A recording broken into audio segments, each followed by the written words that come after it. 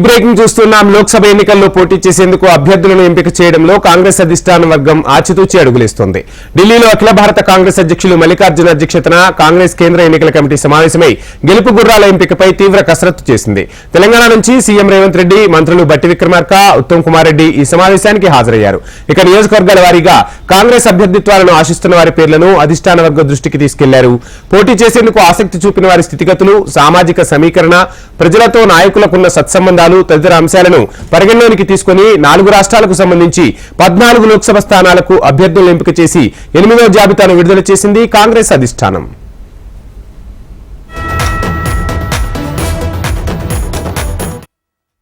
ఇక తెలంగాణ నుంచి 4 అభ్యర్థులకు 8వ జాబితాలో అవకాశం కల్పించారు. ఆదిలాబాద్ ఎస్టీ రిజర్వ్డ్ లోక్సభ స్థానానికి డాక్టర్ సుగుణ కుమారిని ఖరారు చేశారు. నిజామాబాద్ లోక్సభ స్థానానికి తిప్పర్తి జీవన్ రెడ్డిని ఎంపిక చేసింది అధిష్టానం. మెదక్ లోక్సభ స్థానానికి నీలం మధును కాంగ్రెస్ అభ్యర్థిగా ప్రకటించారు. ఇక భువనగిరి లోక్సభ స్థానానికి చామల కిరణ్ కుమార్ రెడ్డిని బరిలో దింపుతున్నట్లు కాంగ్రెస్ అధిష్టానం అధికారికంగా ప్రకటించింది. తాజాగా ఖరారైన 4 అభ్యర్థిత్వాలలో ఇప్పటిదాకా 13 లోక్సభ స్థానాలకు అభ్యర్థులను ఎంపిక చేశారు. కరీంనగర్, వరంగల్, ఖమ్మం, హైదరాబాద్ లోక్సభ స్థానాలకు ఇంకా అభ్యర్థులను ప్రకటించాల్సి ఉంది. ఇక కాంగ్రెస్ అధిష్టానం ప్రకటించిన లోక్సభ అభ్యర్థులకు సంబంధించి మరిన్ని డీటెయిల్స్ మా ఢిల్లీ ప్రతినిధి శిరీష్ అందిస్తారు. శిరీష్. వంశీ, ఈ రోజు కాంగ్రెస్ ప్రకటించిన జాబితాలో ఒక తప్పిదం అనేది కూడా దొరికింది. ఆదిలాబాద్ ఎస్టీ నియోజకవర్గం నుంచి ఆత్రం సుగుణ పేరుకు బదులుగా డాక్టర్ చెలిమల సుగుణ కుమారి అని చెప్పేసి పేరు తప్పు రావడం జరిగింది. దీన్ని ఏఐసిసి సవరించుకోమని చెప్పేసి సమాచారం కూడా అందించడం కూడా జరిగింది. డాక్టర్ చెలిమల సుగుణ కుమారి పెద్దపల్లి నుంచి ఇంతకుముందు లోక్సభకు పోటీ చేసిన మాజీ ఎంపీ కాబట్టి పొరపాటున ఆత్రం సుగుణ పేరుకు బదులుగా చెలిమల సుగుణ కుమారి అని చెప్పేసి ఇందులో పేరు వచ్చినట్లుగా కూడా ఏఐసిసి వర్గాలు కూడా స్పష్టం చేస్తున్నారు. ఇక మిగిలిన 3 విషయానికి వస్తే మాజీ మంత్రి ఎమ్మెల్సీగా కొనసాగుతున్న జీవన్ రెడ్డిని నిజామాబాద్ లోక్సభ స్థానానికి కాంగ్రెస్ అభ్యర్థిగా అధిష్టానం ఖరారు చేసినట్లుగా కూడా సమాచారం.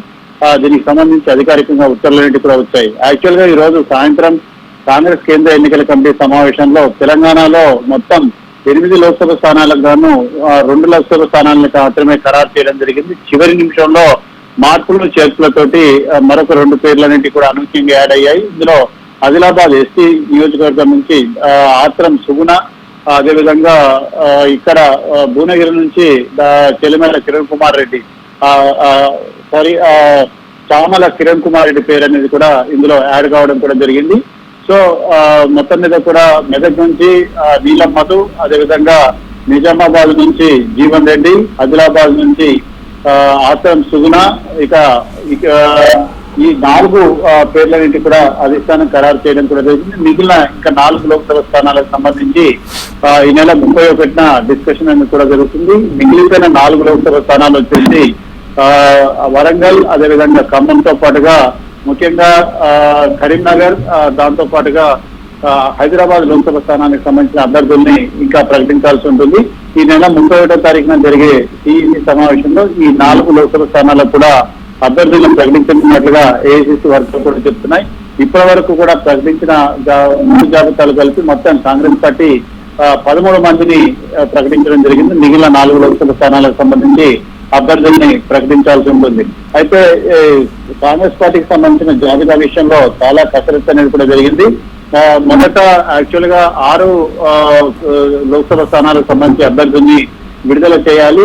కేవలం కరీంనగర్, అదేవిధంగా వరంగల్, ఖమ్మం లోక్సభ స్థానాలను మాత్రమే పెండింగ్ లో పెట్టాలని చెప్పేసి భావించారు. ఆ తర్వాత అనూహ్యంగా కరీంనగర్ తో పాటుగా ఇటు హైదరాబాద్ లోక్సభ స్థానాన్ని కూడా పెండింగ్ లో పెట్టడం కూడా జరిగింది.